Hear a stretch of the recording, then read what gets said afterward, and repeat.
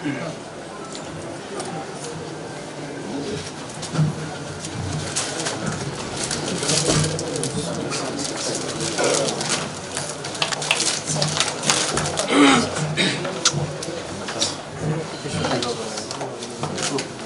মুহূৰ্তত মই BTCৰ সচিবালয়ত উপস্থিত আছোঁ আৰু আজিৰ দিনটোত তিনিগৰাকীকৈ MCLA EM হিচাপে শপত গ্ৰহণ কৰিছে আৰু এই মুহূৰ্তত মোৰ সৈতে কৰ্মেশ্বৰ ৰায় তেখেত EM হিচাপে শপত গ্ৰহণ কৰিছে। তেখেতৰ পৰা অকণমান জানিবলৈ যত্ন কৰিছোঁ। আপোনাক স্বাগতম জনাইছোঁ আৰু EM হিচাপে আজি আপুনি শপত লৈছে, প্ৰথম প্ৰতিক্ৰিয়া কি দিব? হয় চাওক, আজি EM হিচাপে শপত গ্ৰহণ হৈ গ'ল আমাৰ। চাওক, যিহেতু মই ইমান দিনে ভাৰপ্ৰাপ্ত EM হিচাপে মই কাৰ্যনিৰ্বাহ কৰি আছিলোঁ BTCত, তো আমাৰ জনগোষ্ঠীৰ কাৰণে খুবেই ভাল খবৰ, খুবেই আদৰণীয় খবৰ। ইতিমধ্যে আমাৰ জনগোষ্ঠীৰ মানুহখিনিয়ে খুব আগ্ৰহেৰে এইটো বাট চাই আছিলে। আমাৰ জনগোষ্ঠীৰ ফালৰ পৰা এজন EM লাগি বুলি ইতিমধ্যে দাবী কৰি আছিলে। মই আমাৰ অসমৰ সন্মানীয় যশস্বী আমাৰ মুখ্যমন্ত্ৰী, আমাৰ মানে কৰ্মযোগী মুখ্যমন্ত্ৰী ডক্টৰ হিমন্ত বিশ্ব শৰ্মা ছাৰক বহুত ধন্যবাদ জ্ঞাপন কৰিছোঁ। আমাৰ ডাইনামিক লিডাৰ হাগ্ৰাম মল্লিক ছাৰক বহুত ধন্যবাদ জ্ঞাপন কৰিছোঁ। আমাৰ BJPৰ ৰাজ্যিক সভাপতি দিলীপ শইকীয়া ডাঙৰীয়াকো বহুত ধন্যবাদ জ্ঞাপন কৰিছোঁ। আমাৰ সন্মানীয় মন্ত্ৰী জয়ন্ত মল্ল বৰুৱাকো মানে বহুত ধন্যবাদ জ্ঞাপন কৰিছোঁ। আৰু চাওক, যিহেতু BTCখন NDA চৰকাৰ চলি আছে, আমাৰ BJP দলৰ যিখিনি কৰ্মকৰ্তা আছে প্ৰত্যেকজন কৰ্মকৰ্তাকে আন্তৰিক শ্ৰদ্ধা জ্ঞাপন কৰিছোঁ। লগতে BPF দলৰ যিখিনি কৰ্মকৰ্তা আছে তেওঁলোকক বহুত আন্তৰিক শ্ৰদ্ধা তথা কৃতজ্ঞতা জ্ঞাপন কৰিছোঁ। এয়া আছিলে কৰ্মেশ্বৰ। আৰু আজিৰ দিনটোত EM হিচাপে আপুনি শপত গ্ৰহণ কৰিছে, প্ৰথম প্ৰতিক্ৰিয়া কি দিব? হয়, পোনপ্ৰথমে মই BTCৰ চিফ হাগ্ৰামা মহিলাৰী ডাঙৰীয়াক মই ধন্যবাদ জ্ঞাপন কৰিছোঁ। লগতে অসমৰ মুখ্যমন্ত্ৰী ডক্টৰ হিমন্ত বিশ্ব শৰ্মা ডাঙৰীয়াকো মই ধন্যবাদ জ্ঞাপন কৰিছোঁ। লগতে মোৰ যে সমষ্টি নাগ্ৰজুলি সমষ্টিৰ ৰাইজক যিসকলে মোক এই ইলেকশ্যনত জয় কৰি আজি BTCলৈ পঠাইছে তেখেতসকলক মই ধন্যবাদ জ্ঞাপন কৰিছোঁ। আজি আমাক 3জন EM দিছে, কৰ্মেশ্বৰ ৰয়, মহেশ্বৰ বসুমতাৰী আৰু মোক EM হিচাপে নিৰ্বাচিত কৰিছে। তো আমি আগন্তুক দিনত BTCখনক কেনেকৈ আগবঢ়াই লৈ যাম, বহুতো কাম কৰিবলগীয়া আছে। BTCখনক আগবঢ়াই লৈ যোৱাৰ ক্ষেত্ৰত সকলো জাতি জনগোষ্ঠী মানুহক কেনেকৈ উন্নয়ন কৰিব পাৰিম, অহা দিনত আমি কাম কৰি যাম। দেখিবলৈ পাইছে শপত গ্ৰহণ ইতিমধ্যে চলি আছে, হৈ গৈছে। আমি দেৰাচাঁদ বসুমতাৰী তেখেতক লগ পাইছোঁ, আপোনাক স্বাগতম জনাইছোঁ। আৰু ইতিমধ্যে শপত গ্ৰহণ হৈ গৈছে আৰু নিৰ্বাচনো আহিছে। কি ধৰণে পৰিকল্পনা আছে BPFৰ, কি ক'ব? আজি যিটো আমাৰ BTC এক্সিকিউটিভ কাউন্সিল 3জনকেই আৰু এক্সিকিউটিভ মেম্বাৰ হিচাপে এক্সপাণ্ড কৰা হ'ল।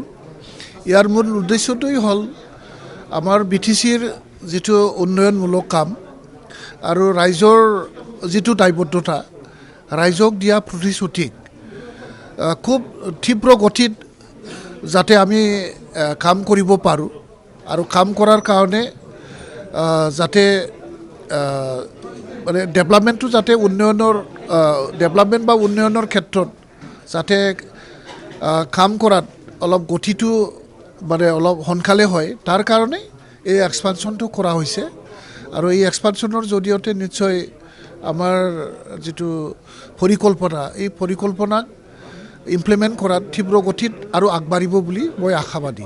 নিৰ্বাচন আহি আছে 26ৰ, আৰু BPF দল কি ধৰণে সাজু হৈছে? আৰু আমি গম পাইছোঁ যে 11টা বা 12টা সমষ্টিত আপোনালোকৰ প্ৰতিদ্বন্দ্বিতা কৰিব, NDAৰ লগত আপোনালোকে চামিল আছে। কি ধৰণে ৰোড মেপ তৈয়াৰ কৰিছে? তো আজিৰ দিনত BTCৰ অঞ্চলত 15টা এছেম্বলি ছিট আছে। 15টা ছিটতেই আমাৰ যিটো 15টা ছিট যাতে আমি জিকি যাব পাৰে, তাৰ কাৰণে আমাৰ যিটো ৰাইজৰ মাজত বা ৰাইজৰ ওচৰলৈ যোৱা কামটো ইতিমধ্যে হৈছে।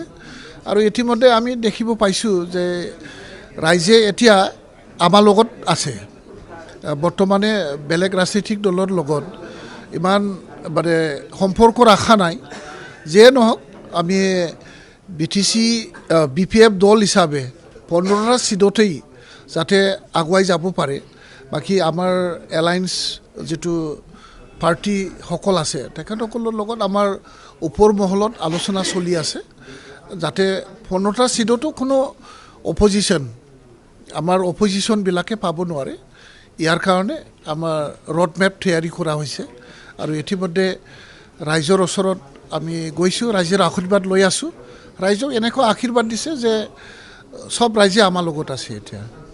এয়া আছিলে মুনমুন ব্ৰহ্ম বাইদেউক আমি লগ পাইছোঁ। বাইদেউ আপোনাৰ অকণমান পৰ্বতজৰা সমষ্টিৰ বাবে আপোনাৰ নামটো যথেষ্ট চৰ্চা চলি আছে। পৰ্বতজৰা সমষ্টিত নতুনকৈ গঠন হোৱা পৰ্বতজৰা সমষ্টিত আপুনি নিৰ্বাচনত অৱতীৰ্ণ হ'ব নেকি?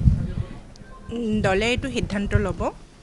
পৰ্বতজৰা নতুন এটা LSC ছেগমেণ্ট, ইয়াতে আমাৰ দলৰ এটা শক্তিশালী পজিশ্যনত আছে এতিয়া, যদিওবা নতুন হয়।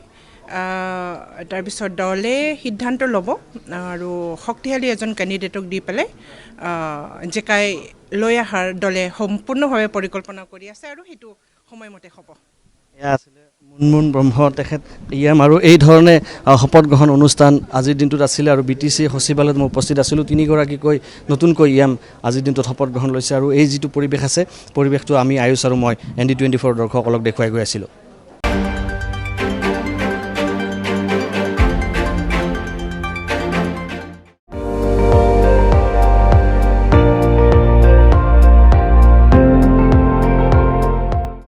আপুনি চাই আছে ND24, সৰ্বশ্ৰেষ্ঠ নহয় সৰ্বোত্তমৰ দৌৰ।